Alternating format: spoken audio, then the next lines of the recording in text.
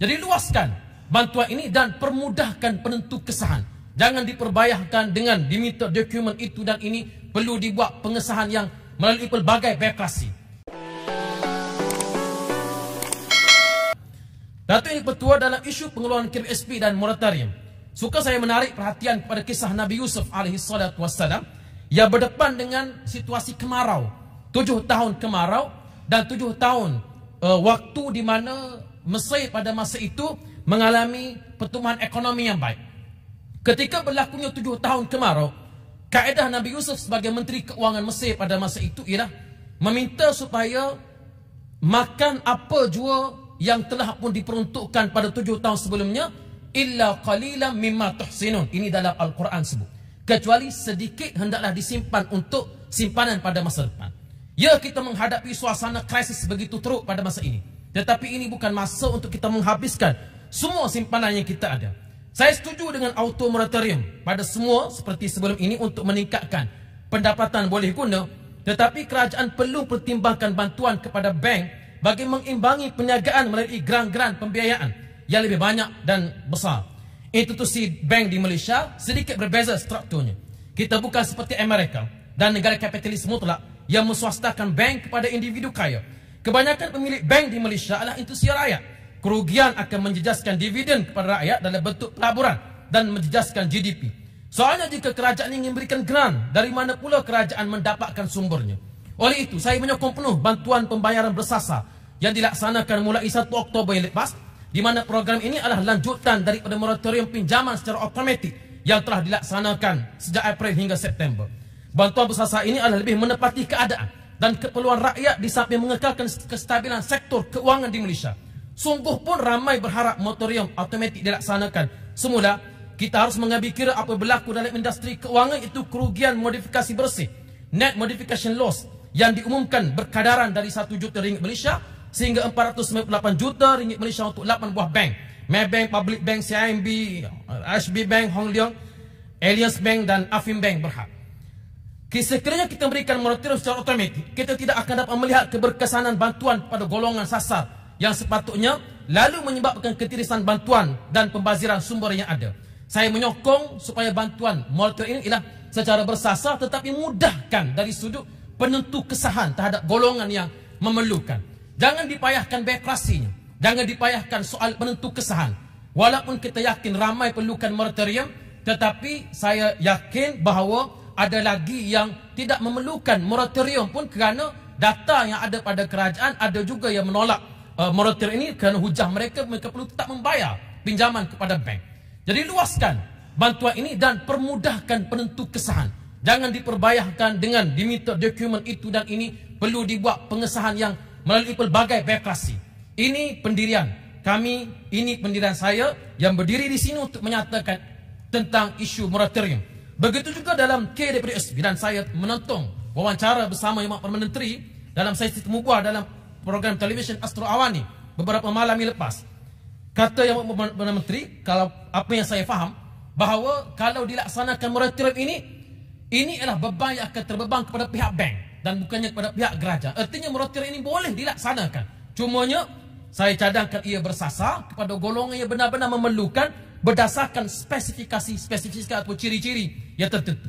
Begitu juga dalam isu KPSP, seorang yang terkesan boleh memohon pengeluaran RM500 selama 12 bulan. Perkara ini bagi saya justify kerana kita juga perlu pertimbangkan survival bukan sahaja hari ini dan esok, bahkan masa depan rakyat dalam keadaan ekonomi yang masih tidak menentu. Kementerian Keuangan sendiri menjelaskan bahawa 32% daripada jumlah pencarum dalam KWSP mempunyai baki purata sebanyak RM1,000 sahaja dalam akaun satu, manakala 10% hanya punya purata baki dalam akaun satu sebanyak RM5,000. Jadi di sini kerajaan masih ada ruang, saya kira, untuk pertimbangkan cadangan yang dikemukakan oleh ahli-ahli parlimen. Cuma apa saya sebut balik pada prinsip tadi, ini bukan masa untuk kita menghabiskan semua simpanan. Cuma apa yang saya faham bahawa isu KPSP dan moratorium ini tidak berkaitan dengan belanjawan. Ia dua perkara yang tidak ada kaitan secara langsung maksud saya dalam belanjawan. Kerana belanjawan hanyalah membincangkan pendapatan yang kita ada dan juga bagaimana kita membelanjakan pendapatan tersebut. Jadi KPSP dan moratorium ini isu polisi. yang kerajaan boleh umumkan pada bila-bila masa saja.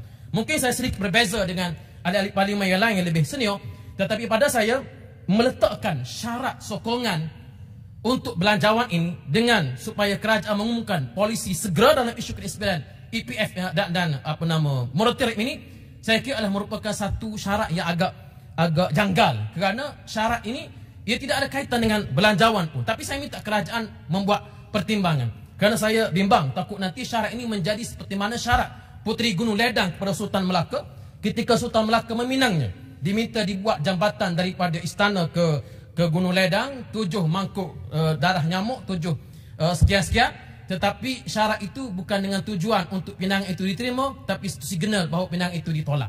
Jadi pada saya bahawa kita menyokong tanpa syarat, tetapi dalam masa yang sama kita berikan satu cadangan kepada kerajaan supaya kerajaan mengumumkan polisi ini dengan seberapa segera. Datuk Erik Pertua, Wabi Bukit Mertajam ingin mencelah, nak benarkan? Bukit Mertajam, dikit boleh. Terima kasih Tuan Yang di-Pertua, dan juga terima kasih kepada Yang Berhormat Pasir Mas.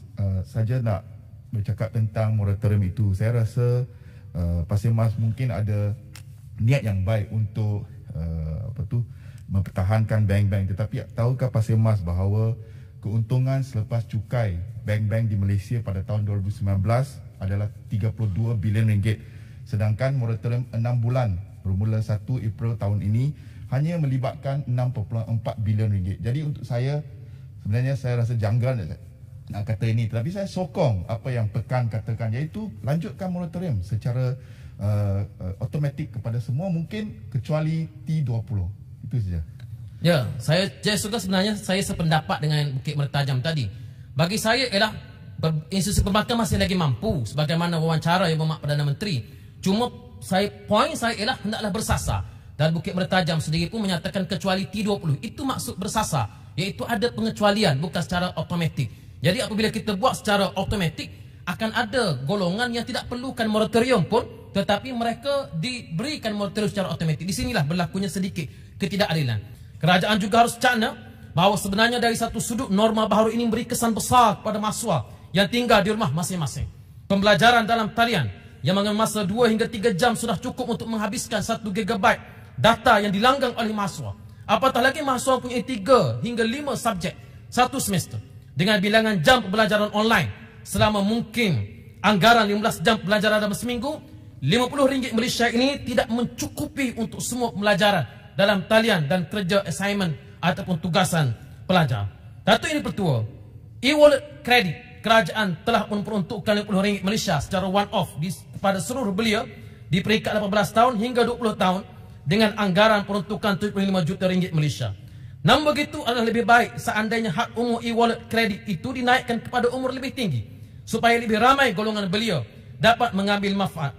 Seandainya kita lihat di peringkat universiti, mahasiswa di peringkat sarjana muda, iaitu mereka yang majoritinya tidak bekerja, juga adalah berumur 18 hingga 23 tahun.